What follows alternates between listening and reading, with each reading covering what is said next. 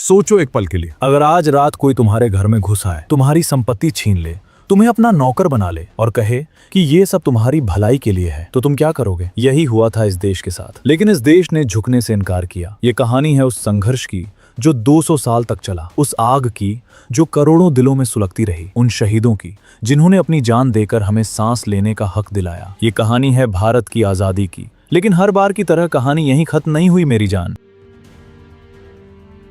और आज मैं तुम्हें उस पूरे सफर में ले जाऊंगा, शुरू से आखिर तक। बात उस वक्त की है जब भारत सोने की चिड़िया कहलाता था। 17वीं सदी का भारत, मुगल सल्तनत का आखिरी दौर। देश में दौलत थी, बाजार थे, व्यापार था। हिंदुस्तान की रेशम, मसाले और हीरे पूरी दुनिया में मशहूर थे। यूरोप के व्यापारी इस सोने की खान तक पहुंचना चाहते थे, और इसी लालच में सन 1600 में इंग्लैंड की महारानी एलिजाबेथ प्रथम ने एक कंपनी को इजाजत दी भारत से व्यापार करने की। नाम था उसका ईस्ट इंडिया कंपनी। ये बस एक व्यापारिक कंपनी थी, कुछ अंग्रेज व्यापारी, कुछ जहाज और मसालों की तलाश। लेकिन तुम जानते हो ना, लालच की कोई सीमा नहीं होती। 1608 में अंग्रेजों का पहला जहाज सूरत के बंदरगाह पर लगा। मुगल बादशाह जहांगीर ने उन्हें व्यापार करने की इजाजत दी। बदले में कंपनी ने कुछ उपहार दिए, कुछ वादे किए, और यहीं से शुरू हुई एक बहुत बड़ी चाल। कंपनी धीरे धीरे भारत में अपनी जड़ें जमाने लगी। सूरत, मद्रास, बॉम्बे, कलकत्ता, एक एक करके कंपनी ने अपनी चौकियां बना ली। और फिर आया वो मोड़ जिसने इतिहास बदल दिया। 1757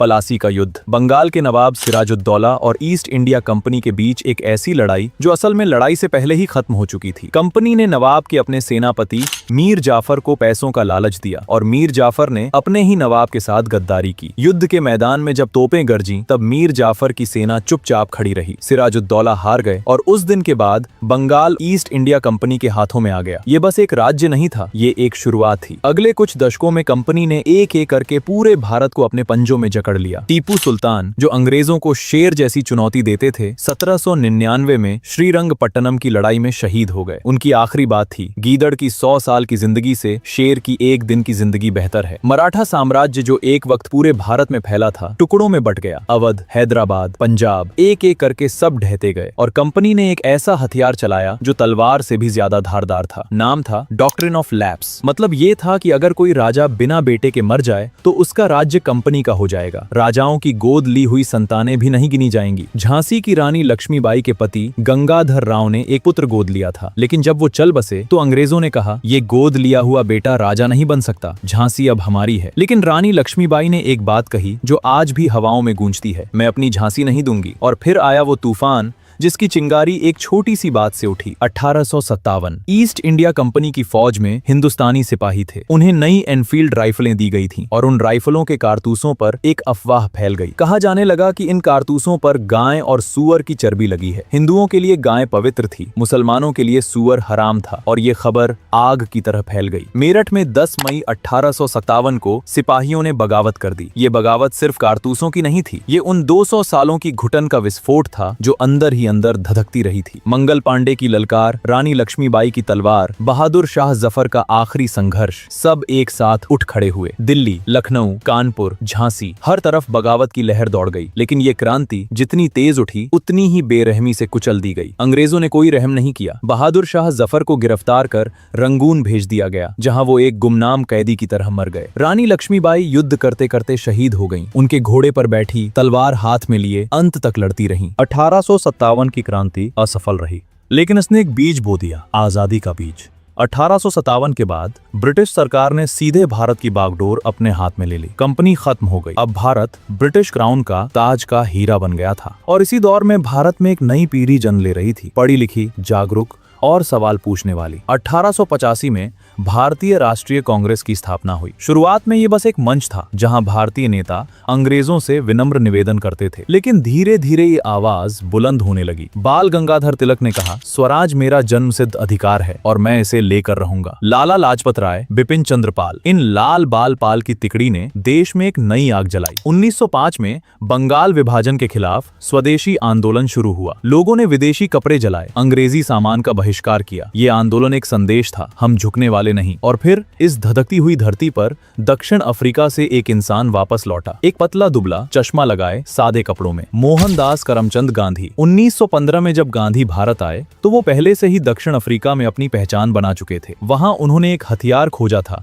जो दुनिया ने पहले कभी नहीं देखा था। सत्याग्रह, सच्चाई की ताकत। गांधी का मानना था कि अंग्रेजों को उनके ही नैतिक सिद्धांतों से हराया जा सकता है, बिना हिंसा के, बिना तलवार उठाए। भारत आकर गांधी ने पहले इस देश को समझा, गांव-गांव घूमे, किसानों की तकलीफें देखी, मजदूरों का दर्द महसूस किया। 1917 में चंपारण, बिहार के नील किसान जिन्हें अंग्रेज जमींदार जबरदस्ती नील उगवाते थे, गांधी वहां गए, सत्याग्रह किया और अंग्रेजों को झुकना पड़ा। ये पहली जीत थी और इसने पूरे भारत को बता दिया कि गांधी कोई साधारण नेता नहीं है। 1919 जलियांवाला बाग। अमृतसर में एक बगीचे में हजारों लोग जमा हुए थे। बैसाखी का त्योहार था, महिलाएं, बच्चे, बूढ़े सब एक साथ। और तभी जनरल डायर ने आदेश दिया, गोलियां चलने लगी, निकलने का रास्ता नहीं था, लोग कुएं में कूदने लगे। कितनी जाने गईं, ये आज भी सही से नहीं जाना जा सका, पर उस दिन जो खून बहा उसने हर भारतीय का दिल बदल दिया। रविंद्रनाथ टैगोर ने अंग्रेजों की दी हुई नाइटहुड की उपाधि वापस कर दी। जलियांवाला बाग ने यह साफ कर दिया कि अंग्रेज कभी भारतीयों के दोस्त नहीं थे और गांधी के दिल में कुछ और पक्का हो गया। 1920 में गांधी ने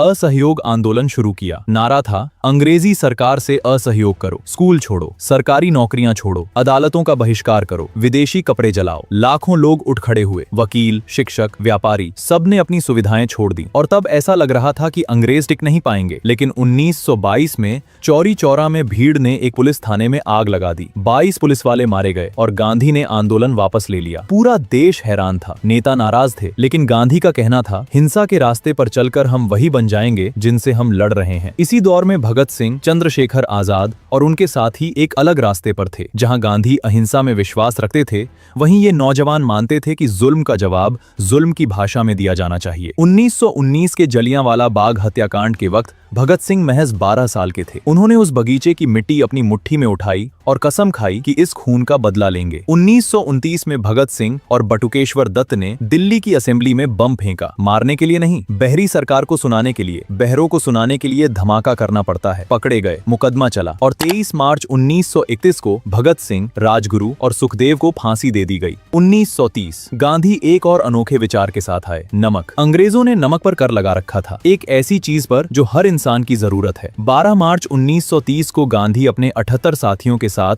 साबरमती आश्रम से निकले। पैदल 390 किलोमीटर का सफर 24 दिन चलते रहे। जैसे जैसे वो आगे बढ़ते गए, लोग जुड़ते गए, हजारों लोग। 6 अप्रैल 1930 को डांडी पहुंचकर गांधी ने समुद्र का पानी उठाया और नमक बनाया, एक छोटी सी मुट्ठी नमक। लेकिन इस मुट्ठी ने ब्रिटिश साम्राज्य की नींव हिला दी। पूरे देश में लोगों ने नमक बनाना शुरू कर दिया, कानून तोड़ा, गिरफ्तारियां दी, लाठियां खाईं, लेकिन पीछे नहीं हटे। दुनिया देख रही थी और पहली बार अंग्रेज सरकार को एहसास हुआ कि ये देश झुकने वाला नहीं। 1939 में दूसरा विश्व युद्ध शुरू हो गया। अंग्रेजों ने बिना पूछे भारत को युद्ध में झोंक दिया। भारतीय सैनिक, भारतीय संसाधन, भारतीय जानें, सब अंग्रेजों की लड़ाई में। कांग्रेस ने विरोध किया, सब प्रांतीय सरकारें इस्तीफा दे दिया और तभी नेताजी सुभाष चंद्र बोस ने एक और रास्ता चुना। नेताजी मानते थे कि अंग्रेजों को भारत से खदेड़ने के लिए हथियार जरूरी है। 1943 में उन्होंने आजाद हिंद फौज को नई जान दी। सिंगापुर में खड़े होकर उन्होंने वो नारा दिया जो आज भी दिल में धड़कता है, तुम मुझे खून दो, मैं तुम्हें आजादी दूंगा। लाखों भारतीयों ने उनकी फौज में भर्ती होने की कोशिश की, महिलाएं भी।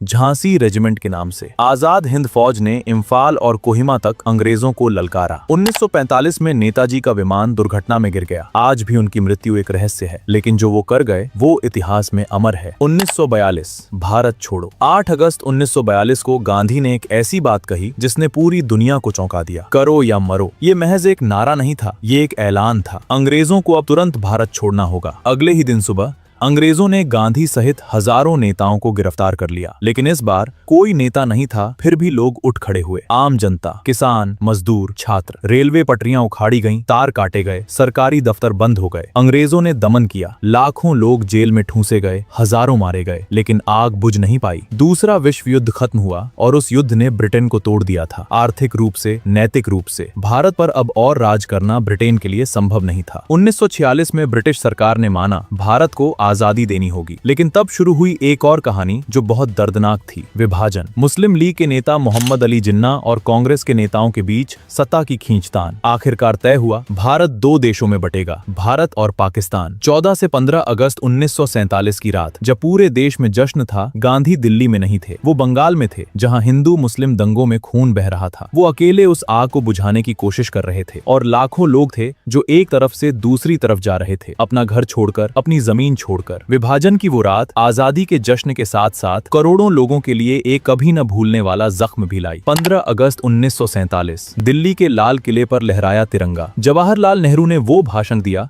जो दुनिया के इतिहास में सबसे यादगार भाषणों में से एक है। आधी रात के वक्त जब दुनिया सो रही होती है, भारत जीवन और आजादी की नींद से जागेगा। उस रात करोड़ों दिलों में एक साथ खुशी और आंसू थे। खुशी 200 साल की गुलामी के बाद आजादी की, आंसू उन लाखों शहीदों के लिए जो ये दिन देखने के लिए जी नहीं सके। मंगल पांडे जो फांसी पर चढ़ गए, रानी लक्ष्मीबाई जो युद्ध के मैदान में शहीद हुई, नेताजी जिनका सपना अधूरा रह गया, और वो लाखों अनजाने चेहरे जिनका नाम इतिहास की किताबों में नहीं लिखा। उन सब के बलिदान का फल था वो तिरंगा जो 15 अगस्त 1947 को लाल किले पर लहराया। और आज हम उस आजादी में सांस ले रहे हैं जिसके लिए करोड़ों लोगों ने सब कुछ दांव पर लगाया। जब तुम सुबह उठते हो और बिना किसी डर के अपने विचार बोल सकते हो, ये आजादी है। जब तुम किसी भी धर्म को मानते हो, किसी भी भाषा में बोलते हो, ये आजादी है। जब तुम वोट करते हो, अपना नेता चुनते हो, ये आजादी है। ये सब मुफ्त नहीं मिला, इसकी कीमत चुकाई गई है, लहू से, जवानी से, जिंदगियों से। तो हमारी जिम्मेदारी है कि हम इस आजादी की कद्र करें, इसे मजबूत बनाएं, और जब भी कोई इसे कमजोर करने की कोशिश करे,